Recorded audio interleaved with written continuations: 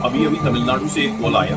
उसकी टूटी फूटी हिंदी सुनकर मुझे लगा कि गलती से गलत नंबर डायल हुआ है, लेकिन जब उसने मेरे एक मित्र का परिचय दिया तो मैंने उससे कॉल का कारण पता किया। फोन पर जो व्यक्ति था उसकी आवाज में घबराहट व बेबसी साफ झलक रही थी। उसने मुझे बताया कि सर मैं बहुत परेशान हूँ, मेरा 4 लाख का माल लूट लिया गया है। उस व्यक्ति ने बताया कि वह चलने की क्रेटा में उच्च पद पर कार्यरत था, परंतु उसका ट्रांसफर तमिलनाडु के किसी जिले में कर दिया गया। ट्रांसफर के पश्चात उसने अपने घरेलू सामान क्रेटा से तमिलनाडु भिजवाने के लिए लखनऊ की एक कंपनी फेडेक्स फ्लाई से बात की, जिसमें कंपनी के प्रतिनिधि विवेक से 32,000 रुपए में सारा खर्चा तय हुआ।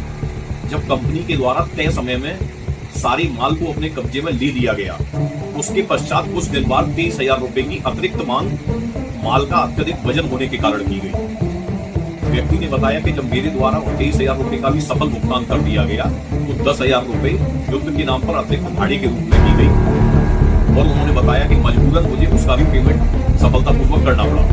परंतु हद तब हो गई जब सारा भुगतान करने के पश्चात भी तय समय में उनका माल उनके गृह क्षेत्र तमिलनाडु में नहीं रिसीव हुआ। कंपनी से लगातार संपर्क बनाने के बाद, कंपनी से लगातार बात करने के बाद कुछ दिन पश्चात जो माल रिसीव हुआ उसमें करीब 60% कीमती माल नहीं था। 60% कीमती माल जो उन्हें प्राप्त नहीं हुआ, उसके बारे में जब उनसे लगातार पूछा गया तो कंपनी के प्रतिनिधि विवेक के द्वारा उनके साथ अभद्रता, गाली गलौज व जान से मारने की धमकी दी गई और बाकी का बचा माल देने में असमर्थता जाहिर की। मेरे द्वारा यह केस कोर्ट में डाला गया।